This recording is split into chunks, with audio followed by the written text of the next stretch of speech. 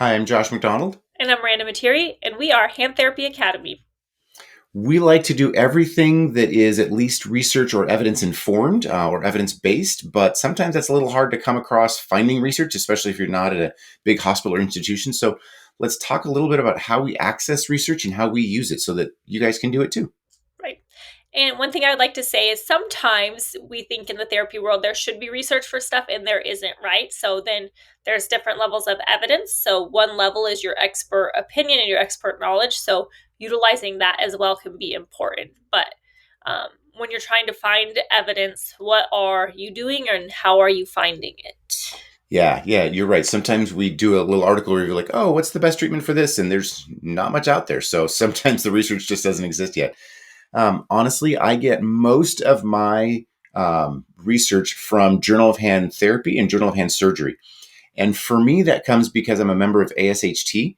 And with that, I get access to Journal of Hand Therapy. And I can pay a little bit more. I want to say it's like 100, maybe $150 a year to have access to Journal of Hand Surgery.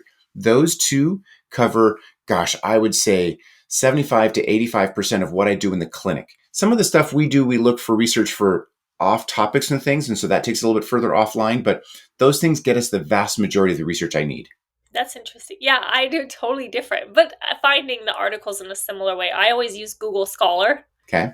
So, and then for those of you who don't know, Google Scholar is all peer-reviewed journals. So it's a great way to search for stuff instead of searching for one particular journal. You could go in and search for a lot of journals, and some of them may be open access. The only downside of that is some of them are not. So if you find an article you really want to read, you may have to buy it. Yeah. Yeah. And we are all by nature a little bit frugal. And as therapists, we find that therapists like to budget and save money. And so you see like, oh, wow, that article costs a lot of money. I don't need that, or I'll go find it somewhere else.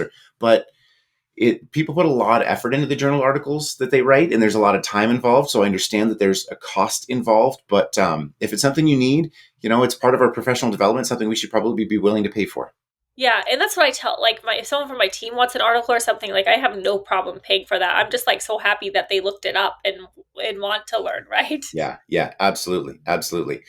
Another option for finding articles, especially those that aren't in journals you have access to because of memberships, which again, I highly recommend you be an ASHT member. You get Journal of Hand Therapy with that. There's tons of other great stuff that ASHT does, but even if it's just the journal article access, tons of great database. You can search things super easily on there. But if you have level 2 students or level 1 students that come through that are part of a university, they have access to their university library. So tap into them. Even if it's someone who is a former student, they may still have access. You keep those connections. So students have access to their university's library and can do interlibrary loans. You can find articles that maybe their school doesn't have. So that can be a real good way to get articles also. Right, especially if you have to get a lot of them. The other thing is if you do, a lot of times if you're like a fieldwork educator or you're adjunct faculty, like maybe like Josh and I sometimes will teach at the university in our town, and you can just email the librarian and say, hey, like, I've done some work, would you mind and a lot of times they'll be like, yeah, no problem, because then you're getting access to them regardless. Yeah. And so either you're doing adjunct teaching or you create a friendship with a teacher and do some guest lecturing, or as an active, maybe you're taking capstone students or something that oftentimes gives you that access to their library where you don't have to go through students and kind of, that extra Right. step And is it's really removed. just about building your community relationships too, right? You're like, okay, I'm going to teach for you. You're going to maybe find some articles for me, and, we'll balance it out. Yeah. And that's part of growing the community in general. It certainly serves your purposes in the moment, but it's good to have those connections so that you've got sounding boards for things. It gives you just those interconnections are fantastic. Right. And also, you find some really great students, right? Like most of the people I think Josh and I have hired throughout our career have been from students that we've Yeah. gotten from the university. Yeah.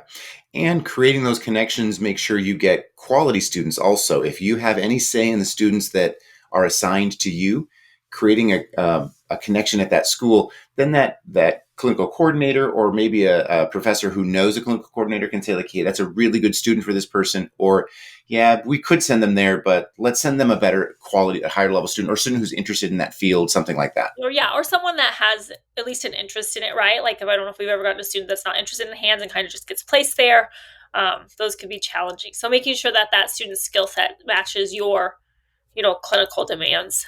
Yeah, yeah. So now we talked about how maybe to get access to some of those articles, whether it's paid or whether it's through some connections. How do you feel like you find yourself using articles on a daily basis in a clinic setting? It'll usually be like a clinical question that comes up. Like I'll be like, "Huh, I haven't thought about that," and I wonder. And it's always like, I wonder if there's any new publications on it. I feel like when you've been doing it for 20 years, you kind of know what evidence is out there. And like Josh says, if you have access to journal articles, you're kind of staying up to date, right? Like when you get that journal in the mail, you're flipping through it and saying, "Oh, that's something new," and then I mean, usually I'm like, "Oh, that's interesting. I'm going to read it." Um, but I think just making sure that you're staying up to date and kind of staying current in your practice can be really helpful. So, and for us, we have lots of students and lots of therapists that I think ask Josh and I a lot of questions. So it's like, well, you don't want to be the one that, I mean, sometimes I think it's okay to say, I don't know that or look it up. But I also think like sometimes I'll just be curious and say, oh, I wonder. Yeah, yeah. I do Google searches all day long about random topics and like, hey, who was in the first Super Bowl and stupid, silly stuff like that. So I should probably be having the same kind of like, hey, I wonder if that's still what people are doing for that splint for that diagnosis, or what are they saying about, manual therapy for this or whatever. So it's good to just have that general curiosity and let that lead your journal article search. And sometimes you don't need the full article; just the abstract is enough to give you the perspective on answering your curiosities. But yeah, looking into those things and being actively curious about our professions is important. Yeah, I think a good example for me would be one of my therapists was seeing an MCP arthroplasty, and it had been like probably 2 years since I'd seen one. And I was like, I just wonder if anything has come out in the last 2 years that says we shouldn't be doing dynamic or we should put them in a static instead. Because I don't know if someone was talking about or something. But, anyways, I was like curious. So then I'm like, okay, I'm going to look that up and see. Okay. Okay. Cool. So I'm curious. Was the recent research still showing dynamic or static? No, I mean, there was like some stuff. It wasn't like there was no like really clear delineation, right? Okay. Like it was just like you could do this or you could do that. So what we ended up doing was just asking the surgeon what he preferred, and he wanted dynamic. So, Okay. but Okay. But yeah, that's a great example of, even if it's been only 2 years since I saw something, but going back and saying like, hey, they're using relative motion for that now. That's an interesting thing. Maybe I should ask the doctor if he's good with that, and just kind of staying on the leading edge of things and not becoming the therapist that's stuck in what they learned how to do 10 years ago. yeah, definitely. That's Yeah. boring, right? Yeah. Yeah. It's boring. And if we talk about surgeons sometimes, they're like, well, that's how they learned when they started 20, 30 years ago, but things have changed. We shouldn't get stuck in that rut either. Yeah, it's interesting. I feel like if you're going to conferences, you kind of there's like this energy to learn, Hmm. and kind of staying within your community. There's that energy. I think like sometimes it's easy to get, or at least like some, it's easy to get complacent and kind of sedentary. Like you're like, I already know that this is my career. I'm done learning. Um, so I think it's important to like try to like invest in that energy for yourself and your career because it makes your career so much more enjoyable as well. Yeah. Yeah. And then one other thing that I was thinking about too that I see a lot is people will be selling their like new rehab of the handbooks, or like they may have this great reference. And I always think, and it's one thing if you're leaving hand therapy, but if you're like you have the books for studying for the CHT and then you go and sell it, I'm always like, oh, don't do that, right? Like you're gonna like, even if I'm not doing clinical care, I'm looking stuff up in that book all the time. Yeah. Yeah. Absolutely. Absolutely. Having those resources is something we should be checking regularly. You may not need the most updated edition, but yeah, if you're still treating, you need those resources for sure. Yeah, I think Yeah.